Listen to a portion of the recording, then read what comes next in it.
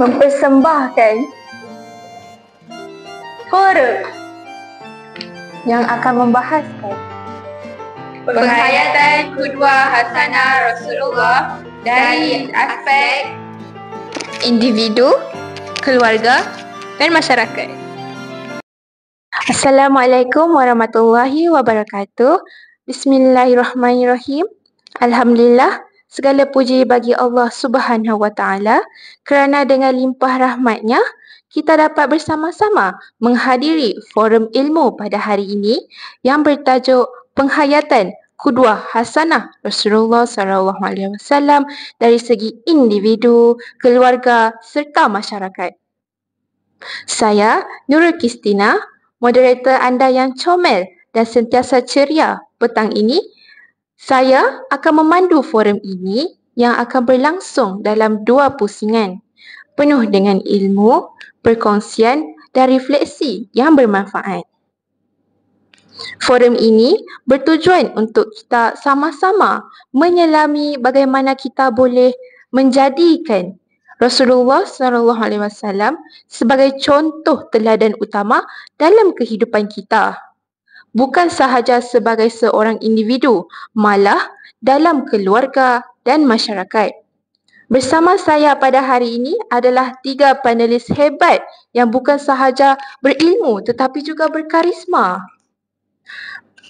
Pertama, kita ada saudari Alia yang bukan sahaja cantik manis tetapi juga akan mengupas tentang penghayatan qudwah hasanah Rasulullah SAW dalam kehidupan individu. Kedua, kita ada saudari Huda yang dikenali dengan gaya penyampaiannya yang santai tetapi tetap menyentuh hati. Seorang pakar psikologi yang akan berkongsi mengenai peranan qudwah Rasulullah SAW dalam masyarakat dan impaknya dalam membentuk ummah yang sejahtera. Manakala saya pula akan mengupas isi tentang penghayatan qudwah hasanah Rasulullah SAW dalam keluarga. Tanpa melengahkan masa, saya menjemput panel pertama kita, Alia, untuk memulakan forum ini. Dipersilakan. Terima kasih, moderator. Qudwah dari sudut bahasa menurut dari sudut bahasa menurut Al-Balabaki 1995 bermaksud contoh, teladan atau model. Menurut beliau, hasanah pula bermaksud perbuatan yang baik. Apabila digabungkan antara qudwah dan hasanah, maka menjadi satu maksud yang ideal, iaitu contoh teladan yang baik. Qudwah hasanah Rasulullah SAW sebenarnya merangkumi seluruh aspek kehidupan seharian umat Islam, termasuk akhlak, ibadah dan cara hidup. Baginda merupakan teladan yang sempurna untuk dijadikan panduan dalam kehidupan individu Muslim. Sebagai mukadimah dan pembuka bicara, dari segi ibadah harian, baginda sangat menjaga solat tepat pada waktunya dan melaksanakannya dengan penuh khusyuk, iaitu tanpa sebarang gangguan. Antara contoh qudwah hasanah Rasulullah SAW yang paling jelas ialah kesungguhan baginda dalam menjaga solat. Diceritakan bahawa ketika baginda sedang tenat, iaitu pada hari-hari terakhir sebelum kewafatannya, baginda tetap bertanya kepada para sahabat, apakah manusia sudah menunaikan solat? Walaupun tubuh baginda sangat lemah, baginda tetap meminta dibantu untuk ke masjid. Rasulullah SAW disandarkan oleh 2 orang sahabat hingga kedua-dua kakinya menyeret di tanah, semata-mata untuk menunaikan solat berjemaah. Subhanallah, begitu besar kecintaan baginda terhadap solat yang menjadi penghubung antara hamba dengan pencipta. Kita lihat pada kisah ini, berapa ramai yang tidak pergi solat berjemaah. Kisah ini menunjukkan kepada kita bahawa solat bukan sekadar kewajipan, tetapi tanda kecintaan dan keimanan sebenar kepada Allah SWT. Jika Rasulullah SAW sendiri begitu menjaga solat walaupun dalam kesakitan, maka kita sebagai umatnya seharusnya lebih berusaha untuk menunaikannya tepat pada waktunya dan dengan penuh khusyuk. Sebagai individu, kita boleh mencontohi baginda dengan memastikan solat 5 waktu iaitu subuh, zuhur, asar, maghrib, isyak tidak pernah ditinggalkan dan segera solat sebaik sahaja azan berkumandang. Dalam hal ini, Allah Subhanahu Wa Taala berfirman, sesungguhnya solat itu mencegah daripada perbuatan keji dan mungkar. Surah Al-Ankabut ayat 45. Selain itu, dari segi akhlak peribadi, Rasulullah SAW terkenal dengan sifat jujur, amanah, sabar dan rendah hati iaitu tidak sombong. Sejak muda lagi, Rasulullah SAW dikenali sebagai seorang yang sangat jujur dan amanah. Bahkan sebelum diangkat menjadi Nabi, masyarakat Mekah telah menaruh kepercayaan yang tinggi terhadap baginda sehingga mereka menggelarnya Al-Amin, iaitu orang yang dipercayai. Salah satu kisah yang terkenal ialah sebelum baginda berhijrah ke Madinah, ketika itu orang Quraisy sangat memusuhi Rasulullah SAW, tetapi mereka masih meninggalkan barang-barang berharga dan amanah mereka kepada baginda untuk disimpan kerana mereka yakin bahawa baginda tidak akan mengkhianati kepercayaan mereka. Apabila tiba saat berhijrah, Rasulullah SAW tidak terus meninggalkan Mekah begitu saja. Baginda menyerahkan tanggungjawab kepada Saidina Ali radhiyallahu anhu untuk memulangkan semula barang amanah itu kepada pemiliknya. Walaupun mereka adalah orang yang menentang baginda, Rasulullah tetap melaksanakan amanah dengan penuh jujur dan bertanggungjawab. Kisah ini menunjukkan bahawa sifat jujur dan amanah tidak bergantung pada situasi atau siapa yang kita hadapi.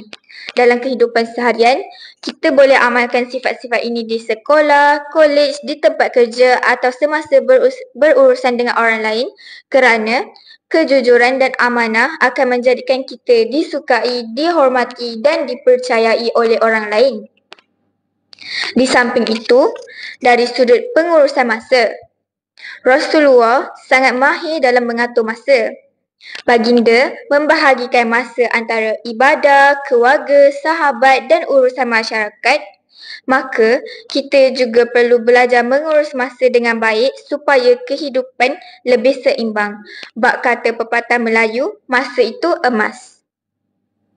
Sebagaimana sabda Rasulullah SAW, Dua nikmat yang kebanyakan manusia rugi iaitu nikmat kesihatan dan masa lapang.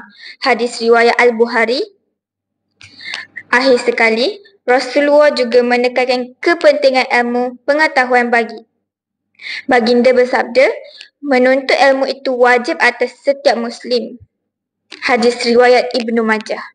Selain itu, Allah SWT juga berfirman dalam surah Taha ayat 114, wahai Tuhanku, tambahkanlah ilmuku.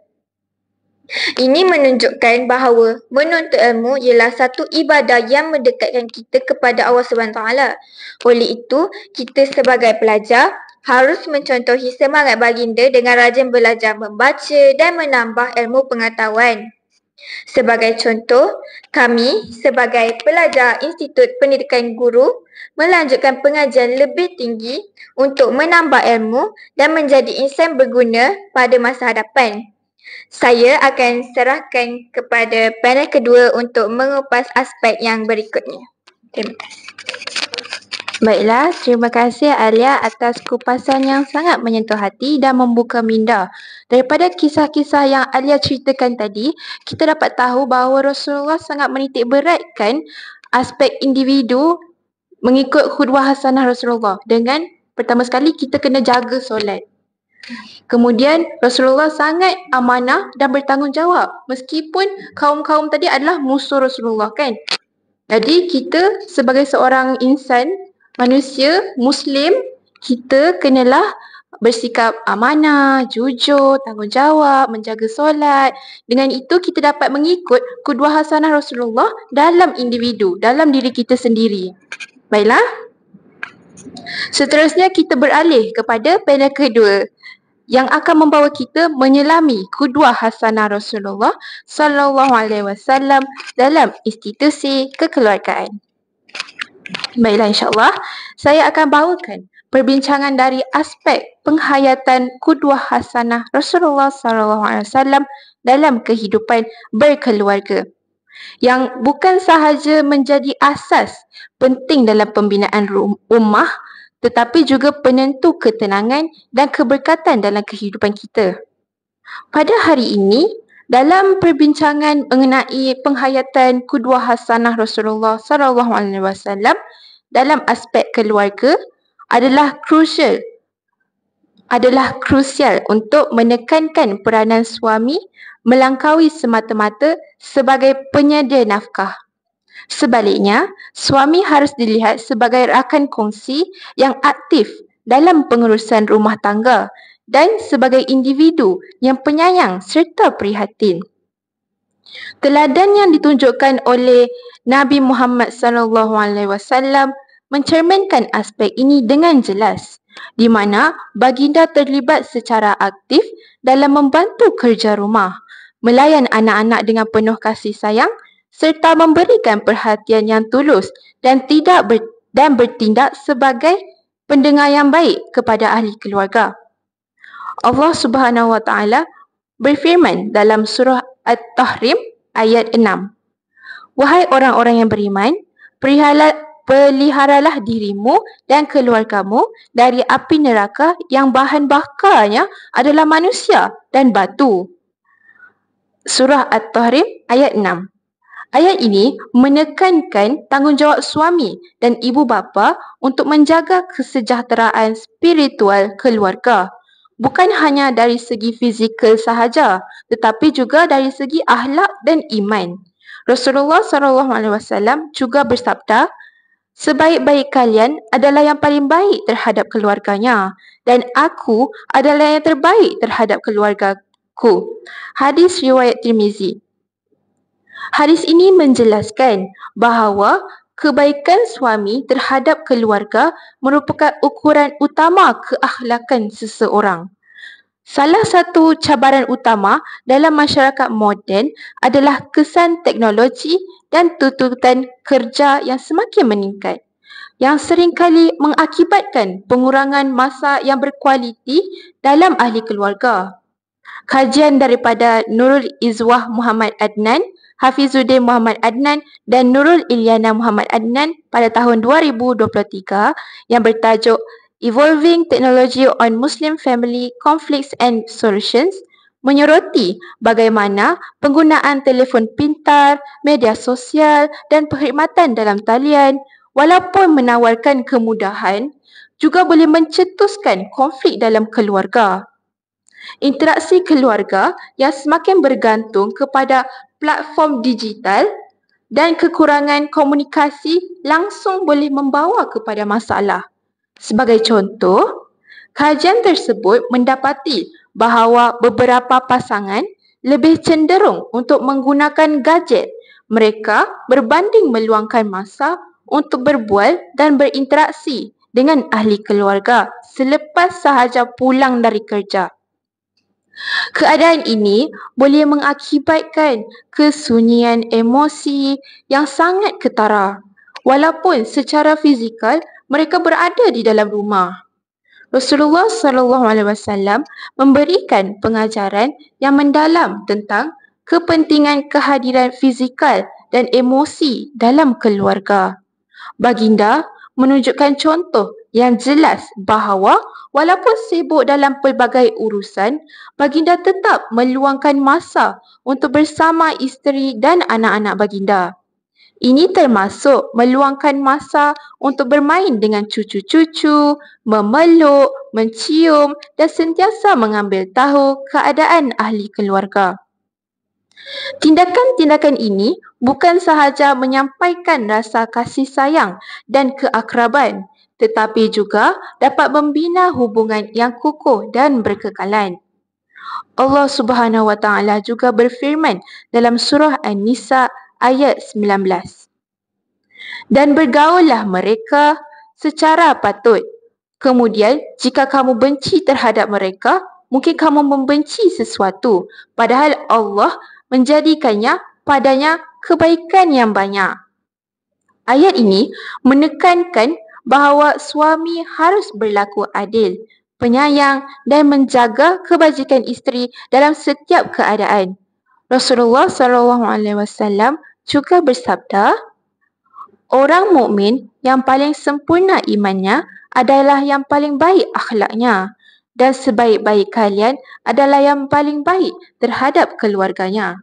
Hadis riwayat Tirmizi. Tambahan pula, kajian yang bertajuk Methods of Communication Between Muslim Parents and Teenagers in Malaysia oleh Zulkifli Aini et al. 2023 mendapati bahawa apabila ibu bapa menjadikan diri sendiri sebagai teladan yang baik dengan mempamerkan akhlak Islam yang terpuji, mengamalkan komunikasi yang terbuka serta jujur, serta memberikan nasihat moral secara konsisten dan berkekalan, remaja cenderung untuk lebih terbuka dan mudah untuk menerima nasihat. Ini seterusnya menyumbang kepada hubungan keluarga yang lebih harmoni serta sejahtera. Hasil kajian ini menekankan kepentingan peranan ibu bapa dalam membentuk persekitaran keluarga yang positif dan menyokong. Sesiapa yang tidak mengasihi anak-anak kecil kami bukan termasuk golongan kami. Hadis riwayat Abu Daud dan At-Tirmizi. Hadis ini kita dapat lihat bahawa kasih sayang kepada anak-anak merupakan sebahagian daripada iman dan sunnah yang perlu diamalkan dalam setiap keluarga. Oleh itu, adalah penting bagi suami dan ayah pada zaman sekarang untuk mengambil semangat daripada teladan Rasulullah SAW dalam beberapa aspek penting. Pertama, membantu kerja rumah secara konsisten, bukan hanya apabila dipaksa atau apabila isteri sibuk. Ini menunjukkan komitmen terhadap perkongsian tanggungjawab dan mewujudkan suasana kerjasama dalam keluarga. Kedua, hadir secara emosi. Dengan mendengar keluh kesah anak-anak serta isteri dengan penuh perhatian dan empati, dapat melibatkan serta memberikan sokongan emosi, memahami perasaan mereka dan membina hubungan yang lebih mendalam. Ketiga, menjadikan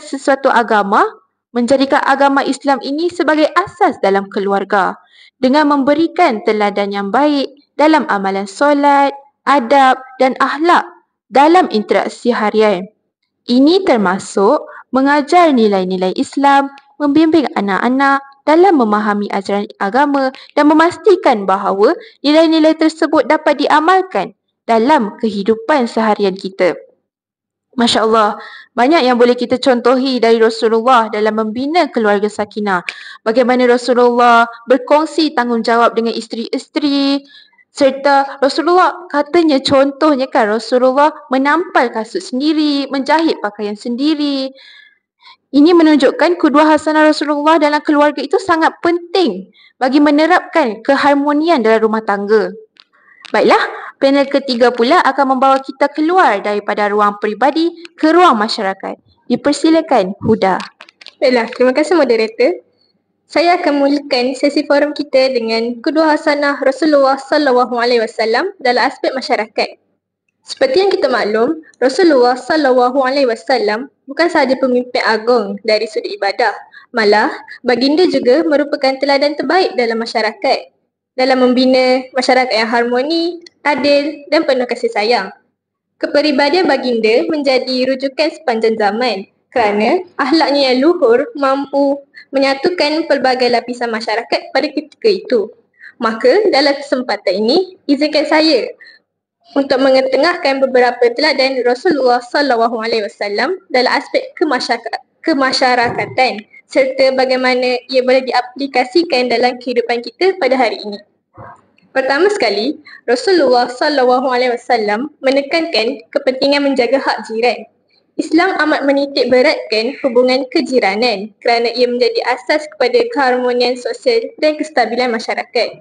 Rasulullah SAW bersabda bahawa Malaikat Jibril sentiasa berpesan kepadanya tentang jiran sehinggakan baginda menyangka jiran akan diangkat sebagai waris. Ini menjelaskan betapa besarnya kedudukan jiran dalam Islam. Dalam kehidupan baginda, terdapat banyak kisah yang menggambarkan keprihatinan terhadap jiran. Antaranya, Rasulullah SAW mempunyai seorang jiran Yahudi yang sering meletakkan najis di depan rumah baginda. Namun, baginda tidak pernah marah atau membalas perbuatan tersebut. Suatu hari, apabila baginda mendapati jiran itu tidak lagi berbuat demikian, baginda segera bertanya khabar dan mengetahui bahawa lelaki itu sedang sakit. Baginda menziarahi jiran tersebut dengan penuh kasih sayang hingga akhirnya jiran itu terharu dan memeluk Islam. Inilah teladan akhlak yang tinggi, iaitu membalas kejahatan dengan kebaikan. Dalam konteks hari ini, kita boleh mencontohi baginda dengan mengambil berat tentang jiran, iaitu tidak kira agama atau bangsa. Contohnya, apabila jiran baru pulang dari hospital, kita boleh menziarahi mereka atau menghulurkan sedikit makanan. Tindakan kecil ini mampu memupuk semangat kejiranan, kasih sayang dan perpaduan dalam masyarakat kita. Yang kedua, Rasulullah SAW mengangkat martabat wanita dalam masyarakat. Sebelum kedatangan Islam, wanita dianggap sebagai insan yang lemah dan tidak mempunyai hak. Namun, Rasulullah SAW telah mengubah persepsi itu dengan mengangkat darjat wanita ke tempat yang lebih mulia. Dalam khutbah terakhirnya, baginda berpesan agar umat Islam berbuat baik kepada wanita.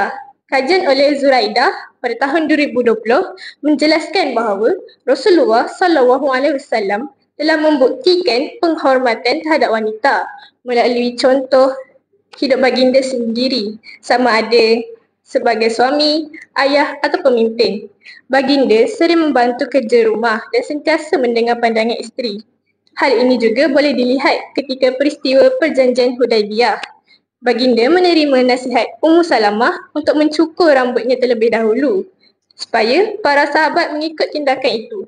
Hal ini menunjukkan kebijaksanaan Rasulullah SAW dalam menerima pandangan wanita dengan penuh hikmah. Dalam kehidupan kita pada hari ini, teladan ini boleh kita aplikasikan dengan memberi peluang yang sama rata kepada wanita, baik dalam pelajaran, kerjaya maupun kepimpinan. Sebagai contoh, pelajar perempuan diberi peluang untuk menjadi ketua pengawas. Dalam alam pekerjaan pula, wanita wajar diberi kepercayaan untuk memimpin pasukan atau membuat keputusan yang penting. Hal ini sejajar dengan nilai keadilan dan kasih sayang yang diajar oleh Rasulullah SAW. Yang ketiga, Rasulullah menyelesaikan konflik dengan hikmah. Rasulullah SAW terkenal sebagai seorang pendamai yang sangat bijaksana dalam menyelesaikan konflik dan perbalahan dalam masyarakat. Baginda tidak terburu-buru dalam membuat keputusan. Sebaliknya, menggunakan kebijaksanaan dan kelembutan dalam mendamaikan pihak yang bertelagah. Salah satu peristiwa yang sangat masyhur ketika itu adalah berlakunya pertikaian antara kabilah Quraisy tentang mengenai siapa yang berhak meletakkan Hajaratul Aswad ke tempat asalnya selepas Kaabah dibina semula. Setiap kabilah merasa merekalah yang paling layak melakukan tugas mulia itu sehingga hampir mencetuskan peperangan besar. Dalam keadaan yang tegang itu, Rasulullah tampil dengan penuh hikmah dan mencadangkan agar batu itu diletakkan di atas sehelai kain. Baginda meminta ketua kabilah memegang hujung kain tersebut dan mengangkatnya bersama-sama sehingga ke tempat Hajaratul Aswad. Kemudian, baginda sendiri meletakkannya ke kedudukan asal. Tindakan ini bukan sahaja menyelesaikan konflik secara adil, malah mengelakkan pertumpahan darah serta memelihara maruah setiap kabilah. Menurut kajian oleh Rahman pada tahun 2022, tindakan Rasulullah ini mencerminkan prinsip kepimpinan berasaskan perundingan, toleransi dan keadilan. Satu asas penting dalam pembinaan masyarakat harmoni. Seterusnya, Rasulullah SAW membina masyarakat majmuk melalui piagam Madinah yang menekankan keadilan, toleransi dan tanggungjawab bersama antara pelbagai kaum. Melalui piagam ini, Rasulullah SAW menyatukan masyarakat yang sebelum ini sering bertelagah. Semua golongan diberikan hak yang sama untuk hidup aman dan bebas menjalankan agama masing-masing, iaitu dengan syarat mereka bersama-sama menjaga keamanan dan tidak mengkhianati perjanjian. Antara teladan baginda yang jelas ialah ketika peristiwa perjanjian dengan kaum Yahudi Bani Qainuqa. Walaupun mereka bukan Muslim, baginda tetap menegakkan keadilan dan memastikan hak semua pihak terpelihara.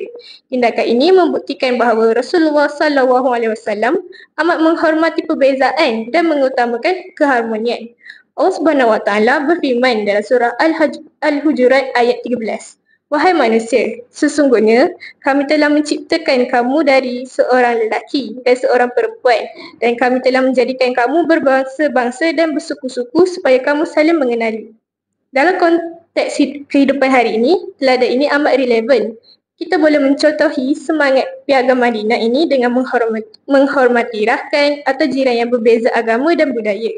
Misalnya, kita boleh meraihkan perayaan bersama mereka seperti berkongsi juadah sempena Hari Raya Aidilfitri, Tahun Baru Cina atau Deepavali. Walaupun berbeza kepercayaan, kita masih boleh hidup dalam satu suasana yang aman dan saling memahami. Baiklah, saya akan serahkan semula kepada moderator. Baiklah, terima kasih. Panel yang ketiga, Huda. Baiklah, macam yang kita tahu, macam yang kita lihat dan dengar daripada apa yang panel ketiga kita ni sampaikan berkenaan penghayatan qudwah hasanah Rasulullah SAW dalam aspek masyarakat.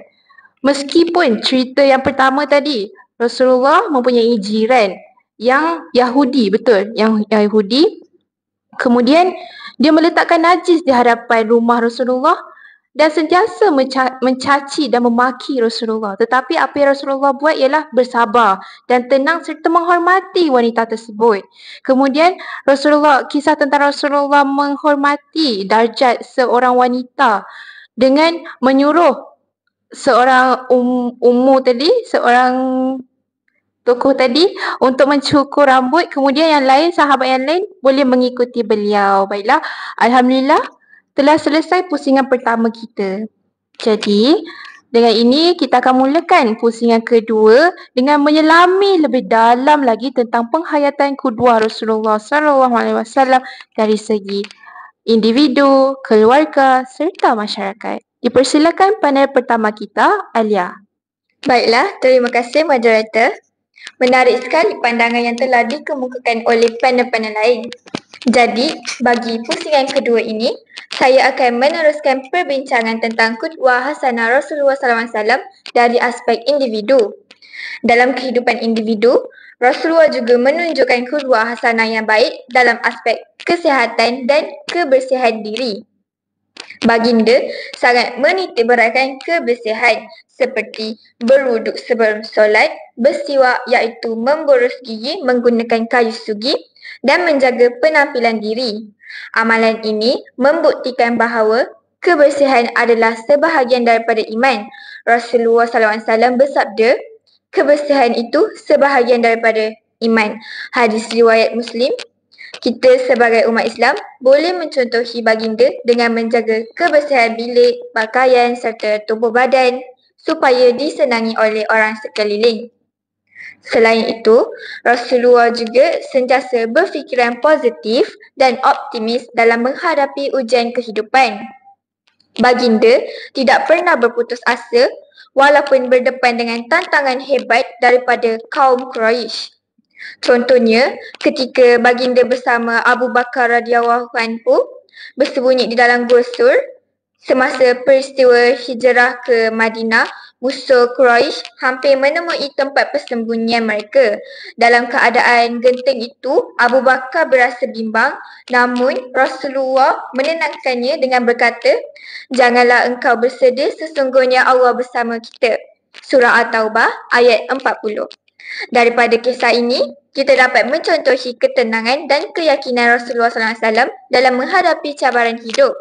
Sebagai pelajar, apabila kita gagal dalam peperiksaan atau menghadapi kesukaran, kita hendaklah mencontohi sifat kita mestilah mencontohi sifat positif baginda dengan tidak berputus asa, sebaliknya bangkit semula dengan semangat dan usaha yang lebih gigih. Akhir sekali, Rasulullah juga menjadi teladan dalam mengamalkan sikap toleransi dan menghormati perbezaan. Semasa di Madinah, baginda memimpin masyarakat yang terdiri daripada pelbagai kaum dan agama. Walaupun berbeza kepercayaan, Rasulullah tetap berlaku adil dan menghormati semua pihak. Antara contoh jelas ialah apabila baginda mengubah piagam Madinah yang menjamin hak dan kebebasan setiap kaum untuk hidup aman dalam satu masyarakat. Nilai ini sangat penting untuk kita contohi, khususnya di Malaysia yang mempunyai berbilang kaum dan agama seperti Melayu, Cina, India dan lain-lain. Kita perlu saling menghormati antara satu sama lain tanpa mengira latar belakang agar dapat mengekalkan keharmonian negara. Sebagai pelajar, sikap toleransi boleh diamalkan dengan cara berbincang dengan sopan, menghormati pandangan rakan lain serta bekerjasama dalam kumpulan tanpa mengira bangsa atau agama. Dengan cara ini, kita bukan sahaja mencerminkan akhlak Rasulullah SAW, malah turut memperkukuh semangat perpaduan yang menjadi tunjang kesejahteraan negara kita. Baiklah, saya akan serahkan kepada Kristina untuk huraikan aspek yang berikutnya. Terima kasih. Baiklah, terima kasih panel pertama kita. Macam yang kita boleh nampak dalam qudwah hasanah Rasulullah dari segi individu tadi, pertama, baginda sangat menitik beratkan tentang kebersihan. Baginda bersiwak, bersuci dahulu sebelum solat. Baginda sangat-sangat menitik beratkan tentang kebersihan. Kemudian cara positif baginda ketika baginda dengan Saidina Abu Bakar, betul? Di Gua Sur. Mereka sikit lagi nak kena tangkap tapi mereka tetap positif dan alhamdulillah Allah permudahkan. Seterusnya saya akan mengupas lagi isi tentang qudwah Rasulullah SAW dalam institusi kekeluargaan. Saya ingin membawa perhatian kita kepada aspek komunikasi dan pengurusan konflik dalam keluarga. Dua perkara ini sangat penting dalam membina rumah tangga yang damai dan harmoni. Komunikasi dan penggunaan konflik merupakan dua elemen yang fundamental dalam pembentukan suasana rumah tangga yang harmonis dan sejahtera. Dalam konteks ini, Rasulullah SAW sebagai teladan utama umat Islam memberikan penekanan yang signifikan terhadap aspek komunikasi yang efektif dan pengurusan konflik yang bijaksana. Baginda mengamalkan komunikasi dengan penuh lembut, penuh perhatian dan sentiasa bersedia untuk mendengar serta memberikan nasihat dengan penuh hikmah. Pendekatan ini bukan sahaja bertujuan untuk menyampaikan maklumat, tetapi juga untuk membina hubungan yang kukuh dan saling hormat menghormati. Rasulullah SAW sangat menjaga hati isteri dan anak-anak, memastikan bahawa mereka tidak tersakiti oleh kata-kata yang kasar atau diucapkan secara tergesa-gesa. Sebaliknya, baginda sentiasa berusaha untuk berkomunikasi dengan cara yang membina dan penuh kasih sayang. Baginda juga mencerminkan nilai-nilai kelembutan dan keadilan yang menjadi teras ajaran Islam. Allah Subhanahu Wa Taala berfirman, ayat surah An-Nisa ayat 19, dan bergaullah dengan mereka iaitu isteri-isteri dengan cara yang baik.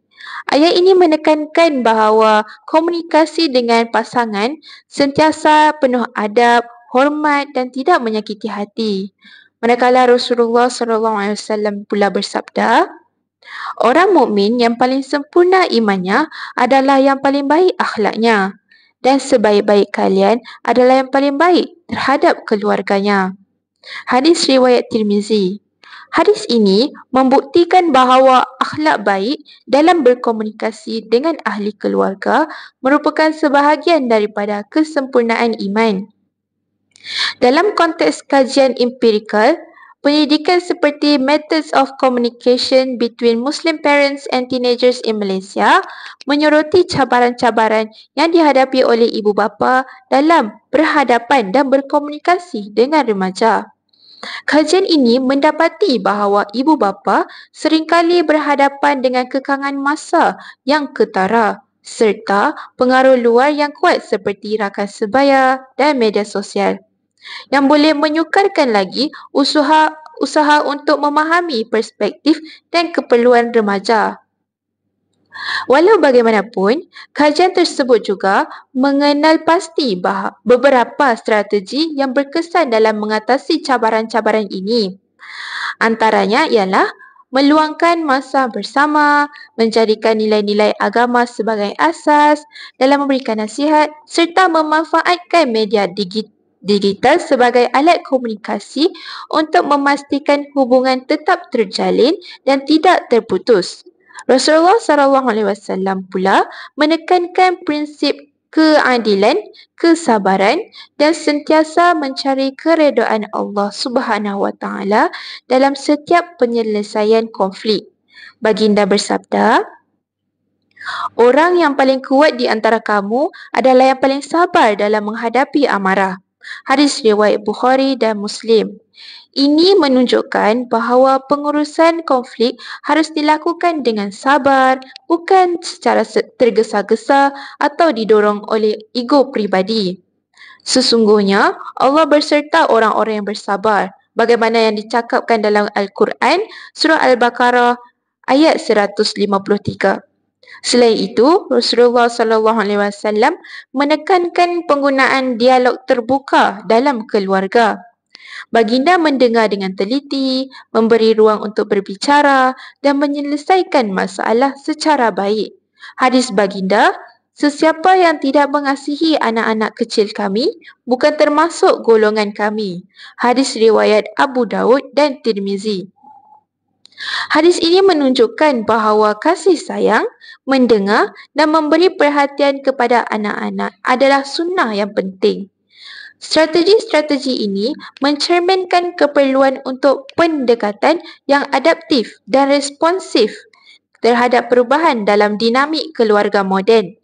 Konflik dalam keluarga moden juga seringkali berpunca daripada perbezaan generasi dan jangkaan yang tidak seimbang antara ahli keluarga.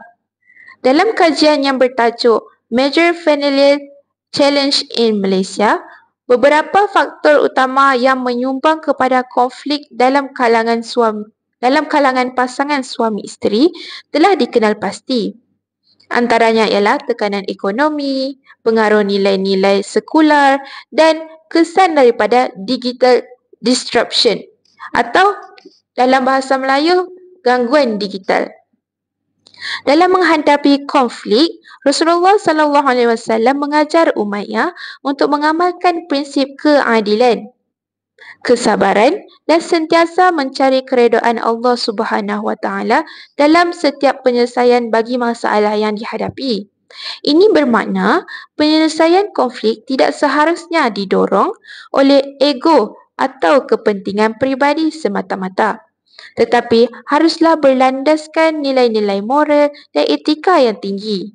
Pendekatan ini menekankan kepentingan untuk mencari jalan penyelesaian yang adil dan saksama yang mengambil kira kepentingan semua pihak yang terlibat.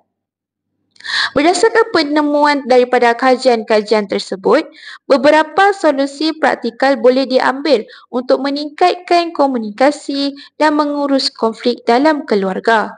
Antaranya, meluangkan masa berkualiti tanpa gangguan teknologi. Ibu bapa digalakkan untuk meluangkan masa yang berkualiti bersama keluarga tanpa gangguan teknologi. Contohnya, meluangkan masa selama 1 jam selepas pulang dari kerja tanpa menggunakan telefon bimbit ataupun menonton televisyen. Ini membolehkan interaksi yang lebih mendalam dan membina hubungan yang lebih erat dalam kalangan ahli keluarga. Selain itu, menggunakan doa dan ibadah bersama ialah amalan berdoa dan beribadah bersama ini boleh menjadi medan untuk memulihkan emosi dan memperkukuhkan lagi ikatan spiritual dalam keluarga. Rasulullah SAW sering berdoa dan menunjukkan kasih sayang dalam ibadahnya, memberikan contoh yang baik kepada ummahnya, seterusnya memberi teladan dan qudwah hasanah yang terbaik. Seterusnya, ibu bapa boleh mempraktikkan dialog terbuka dengan mengamalkan dialog terbuka dengan anak-anak remaja. Apabila remaja dan anak-anak berbicara, ibu bapa perlu mendengar tanpa menghakimi, memberikan ruang kepada mereka untuk mengemukakan pendapat dan pandangan mereka. Ini akan membina kepercayaan dan menggalakkan komunikasi yang lebih efektif. Dengan mengamalkan strategi-strategi ini, keluarga dapat membina hubungan yang lebih kukuh, mengurus konflik dengan lebih berkesan serta mewujudkan suasana rumah tangga yang lebih sejahtera dan bahagia. Itu sahaja isi saya untuk pusingan kedua. Macam mana yang kita boleh tahu, qudwah hasanah Rasulullah ini sangat menitikberatkan juga tentang institusi kekeluargaan. Cara baginda memberikan contoh dengan beribadah bersama, solat bersama.